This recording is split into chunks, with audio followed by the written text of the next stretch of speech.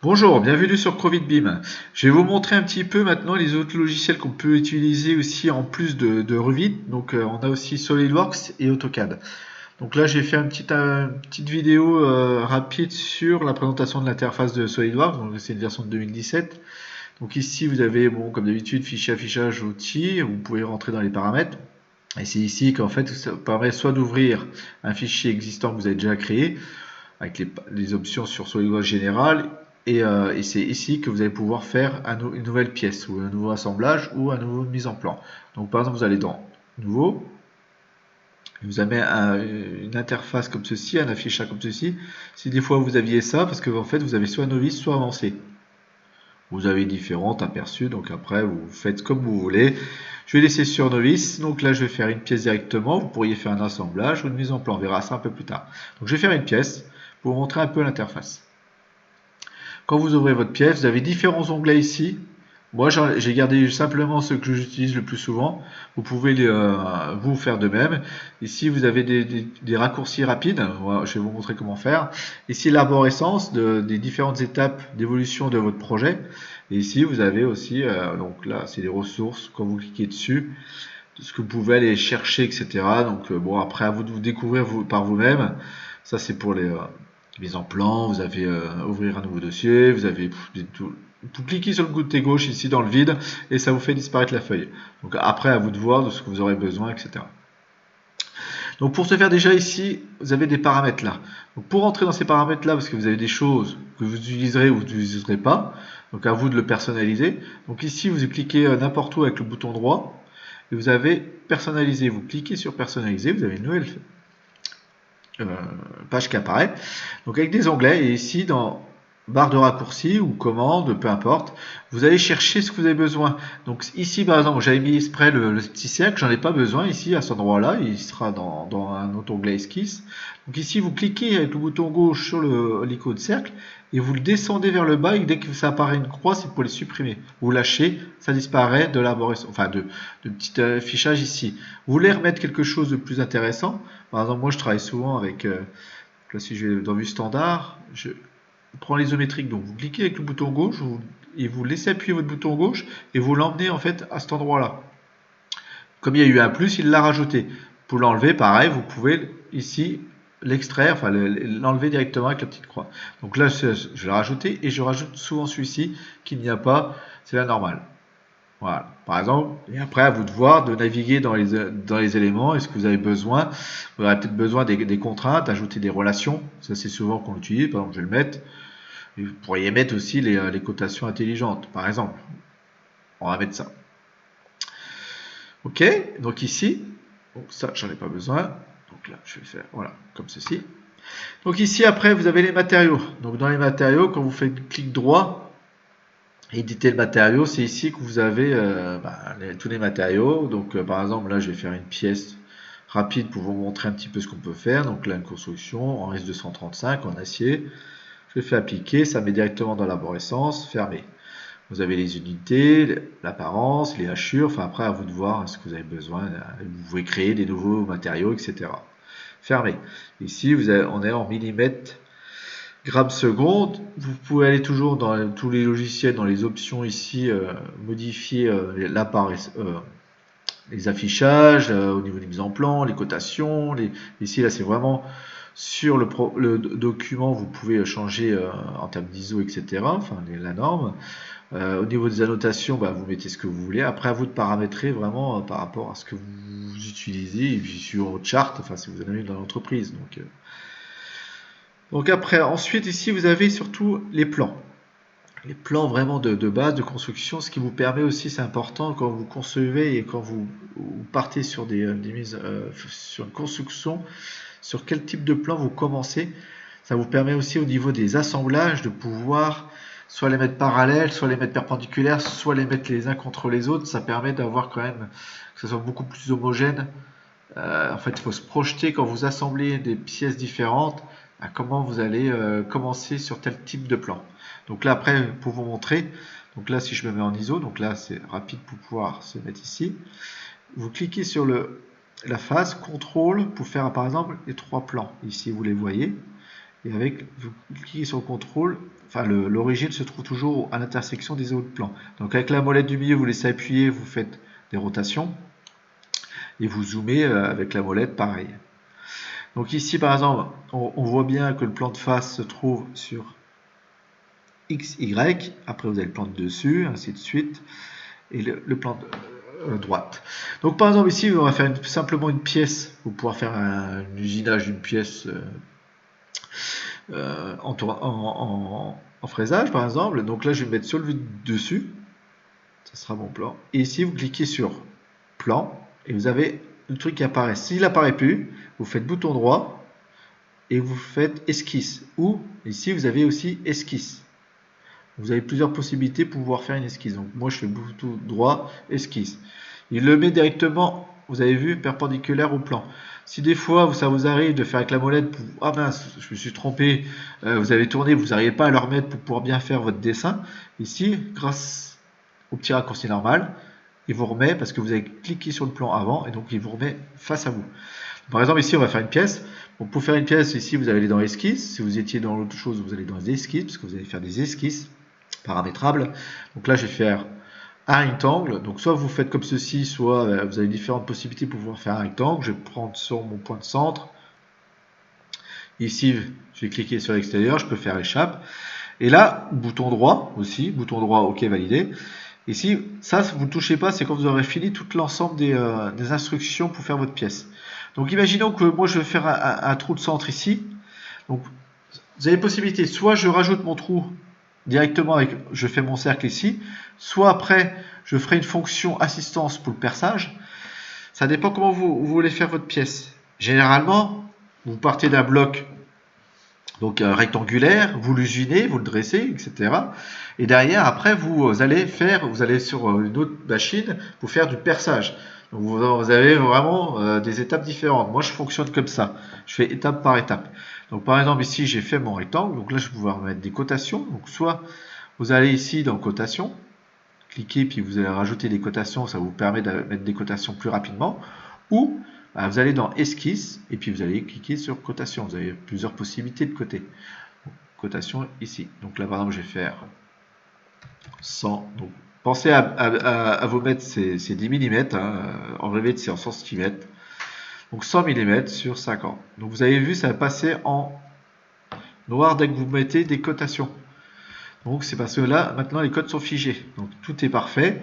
Une fois que c'est fait, donc soit vous pouvez donc faire une rotation aussi pour voir.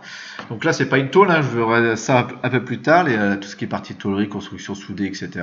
Donc là on va faire une fonction, c'est-à-dire extruder l'ensemble sur une épaisseur de 50 mm. D'accord. Donc ici je vais mettre 50 mm, donc là rien n'apparaît. Donc là il faut retrouver ici, direction, donc c'est bord, parfait, moi je vais vers le haut, ici je vais mettre 50 mm.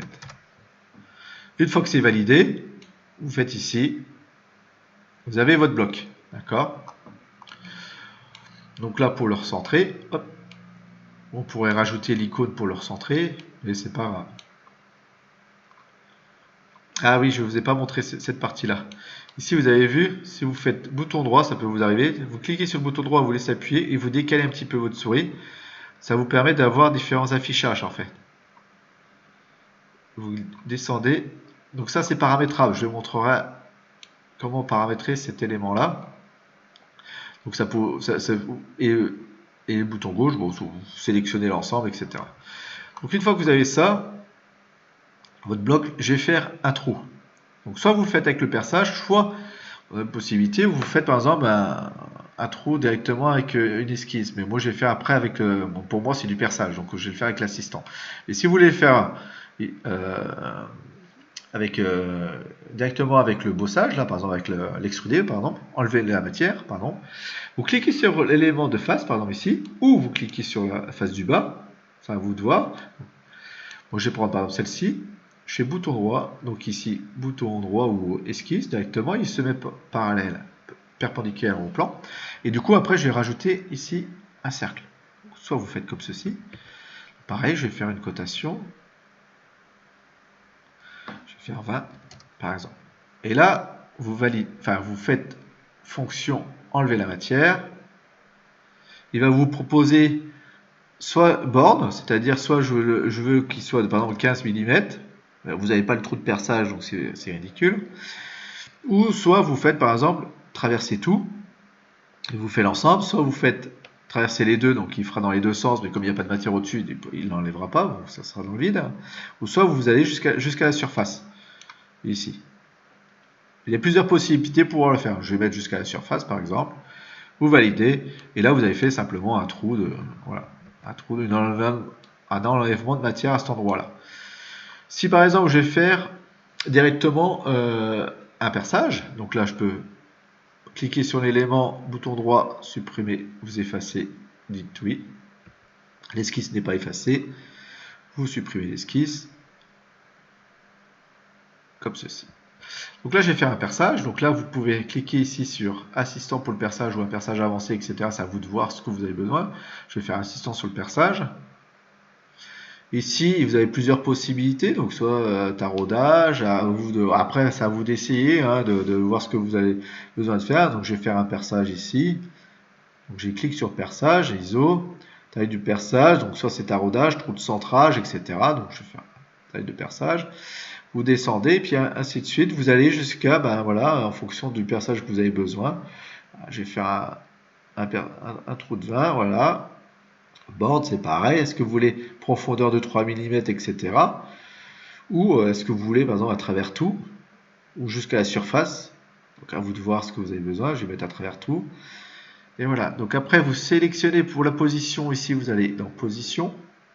Donc soit vous cliquez sur l'esquisse 3D, mais moi je préfère mettre ici, je clique sur la surface où j'ai besoin, je clique ici, et là je vais pouvoir positionner mon trou. Donc là, grâce à la normale, je vais pouvoir bien me situer. Par exemple, si je vais faire un trou ici, et je vais en faire un autre à cet endroit-là, j'en mets un ici, donc il y aura la possibilité de faire soit la symétrie, donc je ne vais pas faire la symétrie tout de suite ici, je vais vous montrer comment faire la symétrie, ou soit je le mets ici, puis je mets une cote de distance. On va faire les deux possibilités. Donc je vais mettre ici. Je valide avec, vous voyez sur la petite souris là, bouton droit. Tac. Et quand vous regardez, j'ai bien mon perçage. Donc, sauf que vous avez mais vous n'avez pas côté. Donc il faut obligatoirement retourner parce que vous avez entre parenthèses là le petit trait, c'est comme quoi vous n'avez pas défini une cotation. Donc ça peut être bougeable. Vous pouvez les bouger, donc c'est pas figé. Donc dans l'assistant, vous êtes obligé de retourner sur la petite flèche, bouton droit, et là vous faites éditer l'esquisse. Vous éditez l'esquisse, vous remettez bien en face, et là vous repositionnez vos petits points. Donc pour positionner les petits points, vous mettez soit une cote, donc là vous pouvez dire ici je vais mettre une contrainte, ajouter une contrainte, vous cliquez sur ce point là, je veux que ça soit horizontal, soit figé, etc. Vous avez plusieurs possibilités. Soit vous cliquez aussi sur une ligne de construction, imaginons que vous cliquez ici, vous vouliez que l'ensemble soit bien, donc là on voit bien qu'il est pareil, donc là je peux le bouger, donc il manque une cotation. Pareil ici, donc là par exemple je fais une ligne de construction de l'autre côté. Il y a plusieurs possibilités, soit vous mettez des cotations, soit vous utilisez une ligne de construction. D'accord. Donc là je suis bien, vous avez vu là, quand je clique sur le bouton, je le fais vous avez un petit trait blanc, ça veut dire qu'il est bien, il est horizontal, il est figé horizontalement. Donc si je clique sur ça, et je fais supr, là, j'ai toujours l'ensemble, j'ai encore une contrainte, je refais supr, et là, je peux le positionner où je veux, mon trou de centrage. C'est ici, celui-ci, maintenant, je clique ici, je fais supr, il est dépassé en bleu parce que je ne l'ai pas défini, vous voyez, il est plus horizontal. Donc là, je le repositionne sur ce point de perçage. Celui-ci, je clique sur ma barre, et ici à gauche, je peux lui dire que maintenant, mets-toi horizontalement. Vous avez plusieurs possibilités pour pouvoir mettre les contraintes. Vous pouvez lui dire, en rajoutant des relations, que celle-ci et celle-ci, je veux qu'elles soient égales. Comme ça, si je bouge cette cote-là, l'autre bouge aussi. À vous de voir ce que vous avez besoin voilà, comment vous voulez concevoir. Soit vous faites un premier perçage ici, et après vous utilisez le miroir entité symétrique pour pouvoir dire, ben, maintenant la fonction, on va le faire juste après. Donc là, par exemple ici, je vais lui mettre une cotation. Je vais lui dire que ce trou-là, par rapport à, par exemple, au bord, ou entre les, vous avez un entraxe entre les deux, je veux que celui-là et celui-ci, je veux un intrax de par exemple de 60. Une fois que c'est fait, vous validez. Et vous avez bien, ici, vous avez bien les esquisses qui sont fermées. Donc c'est bien, si vous avez changé la dimension de la pièce, donc après on verra ici, ça vous permettra de faire des configurations de pièces pour pouvoir agrandir et faire plusieurs possibilités, comme les visseries, quand vous avez plusieurs visseries de différents types de longueurs, etc.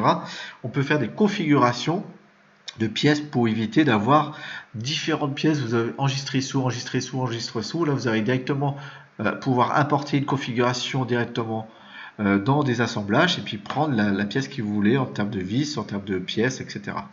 Donc on verra ça un peu plus tard. Donc là, c'était vous montrer un peu les fonctions. Donc ici, j'ai fait trou de perçage. Donc imaginons que je voulais faire une symétrie. Donc je retourne ici dans mon esquisse.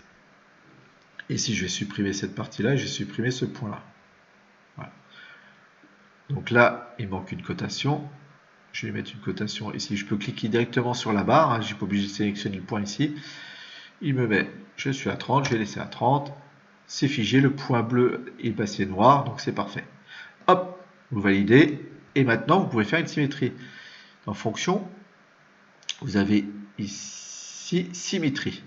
Donc je vais symétriser par rapport. Donc là, vous allez sélectionner ici votre plan de symétrie. Donc là, pensez bien à aller ici, à cet endroit-là. Donc plan de symétrie, il est là. Et la fonction à faire le miroir asymétrique, c'est cette fonction-là. Donc vous voyez, il va vous mettre ça. Donc là, vous validez. Vous avez directement la symétrie. Quand vous cliquez sur ici à cet endroit-là, si je change mes 15, donc j'ai bien ma symétrie qui bouge. À vous de voir ce que vous voulez faire. Soit vous faites un premier perçage, vous faites un deuxième perçage, soit vous avez aussi ici la répétition suivant une ligne. Donc par exemple, si j'enlève ma symétrie, ici je supprime, hop, comme ceci. Celui-ci, je vais le positionner, je vais le mettre à 30. Je vous montre, vous faites une répétition ici linéaire, donc suivant cette direction-là, et je vais prendre tous les 5 ou tous les 10, à vous de voir, mais là c'est pour vous montrer, je prends cette fonction-là, d'accord, je vais mettre tous les 15, j'en mets que 2, donc la fonction il ne l'a pas prise,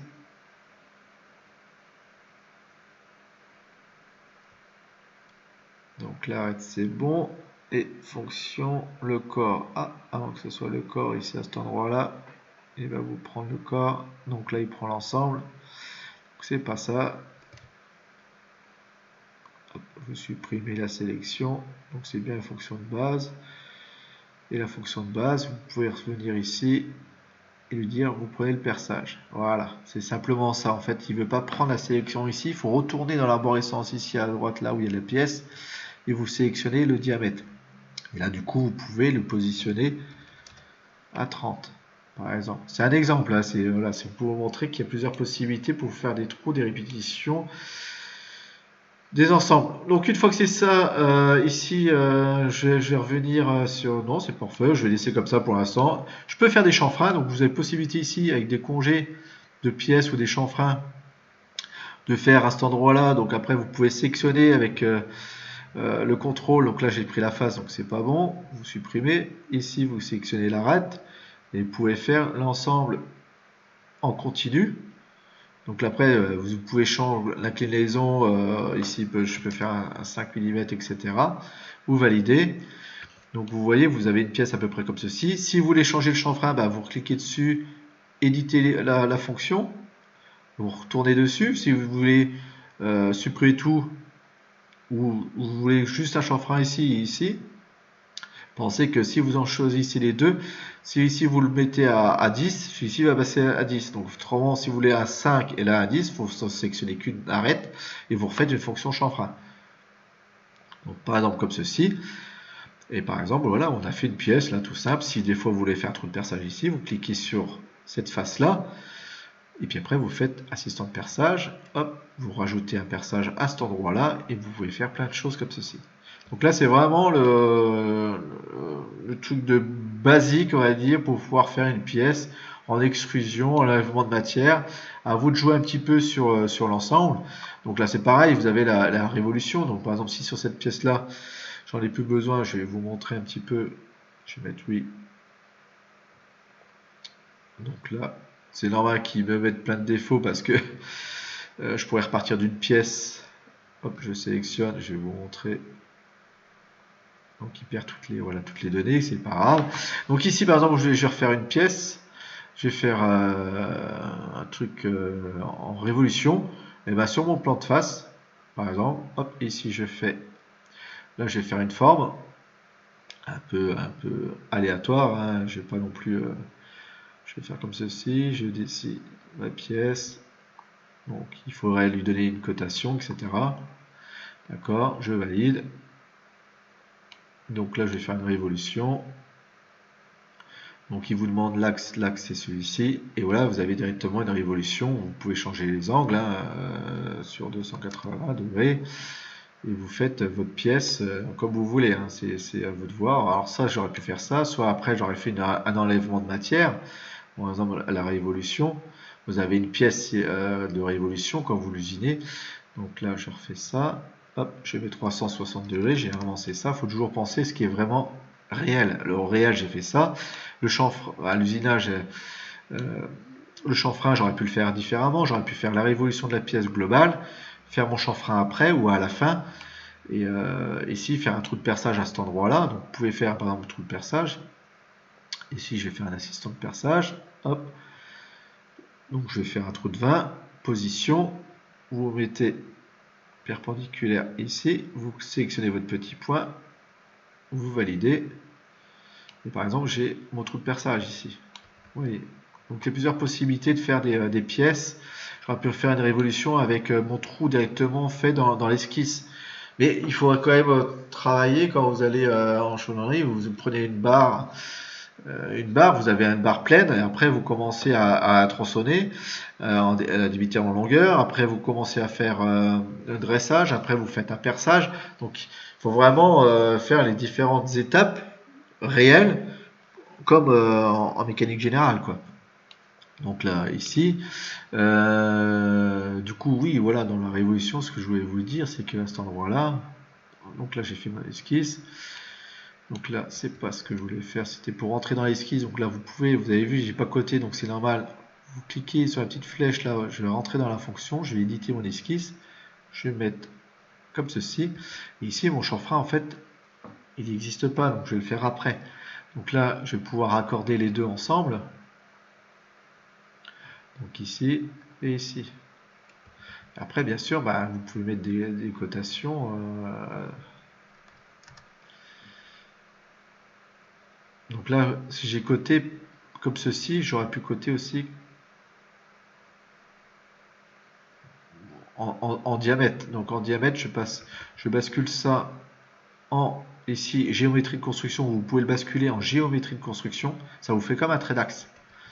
Et ici, vous pouvez coter. Après, vous sélectionnez l'ensemble et vous voyez, je peux soit coter en rayon, soit coter directement en diamètre. Donc, si j'ai en diamètre, vous êtes d'accord avec moi, par exemple, si j'ai 80 de barres, ce qui est plus logique, hop.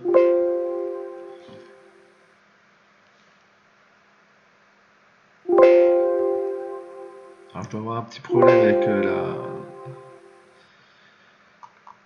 avec ma cotation sur l'esquisse. Ah, parce que j'ai fait le diamètre de perçage. Donc, attendez, hop. Je valide. Qu'est-ce qu'il me dit? Impossible de construire la fonction.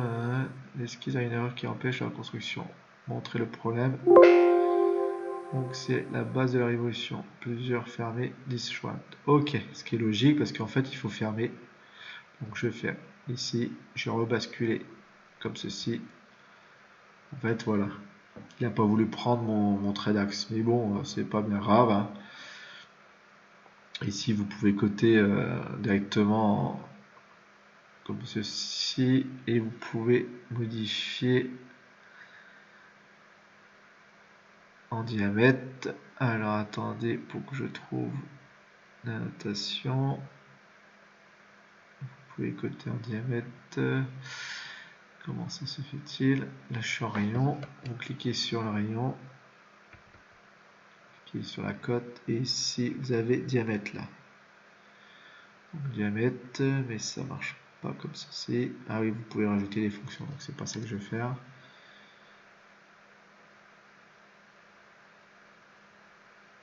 Vous avez une d'attache, c'est ici. Diamètre. Voilà. Vous voyez? J'étais en rayon. Je le bascule en diamètre.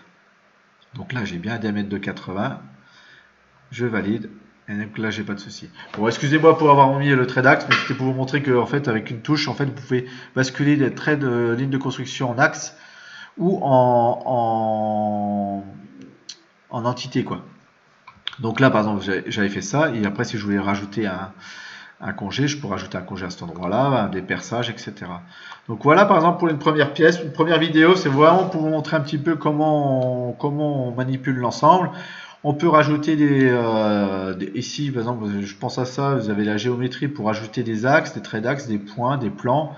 Imaginons que vous leur rajoutez un plan, il va vous demander le plan d'origine. Ici, vous allez chercher, par exemple, ce plan ici.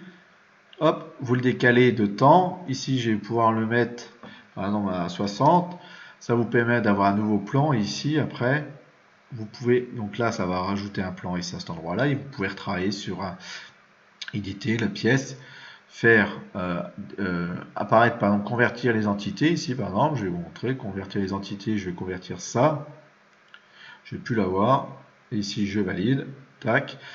Donc là, j'ai l'entité de l'ensemble au niveau du plan. Et ici, en fonction, je lui dis, bah, maintenant, tu m'enlèves toute la matière de l'autre côté. Donc ici, vous pouvez changer la direction.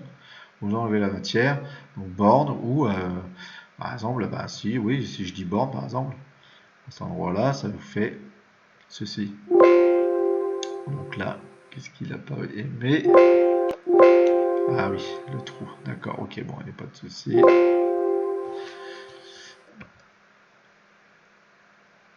Hop, bon, à travers tout. On va faire comme ça plutôt. Voilà, en fait, il n'a pas voulu prendre, je voulais faire un sorte de dressage sur la partie, mais bon, voilà. Vous pouvez enlever une partie de matière. Donc après, vous avez plusieurs possibilités pour pouvoir faire des petites pièces. Là, c'était vraiment pour vous montrer un petit peu les différentes possibilités. Vous pouvez faire, donc là, le cacher, donc bouton droit, là, vous avez la petite lobe cacher, vous cachez le plan, comme ça il apparaît ici. Ici, vous pouvez montrer en fait chaque étape, en fait le petit trait bleu, ça vous permet de revenir aux étapes d'avant et puis de montrer, ben voilà, j'ai fait ça, vous expliquer, là tu as un perçage à faire, ici tu m'enlèves après cette matière-là, enfin voilà, il y a plusieurs possibilités, Je vous remercie d'avoir suivi Crevit-Beam, pensez à vous abonner et je vous montrerai beaucoup plus de vidéos sur la partie tôlerie, sur la construction soudée, en 3D, des esquisses 3D, voilà, faire de la chaudronnerie, faire des assemblages, et voilà. Et ben je vous remercie beaucoup, au revoir.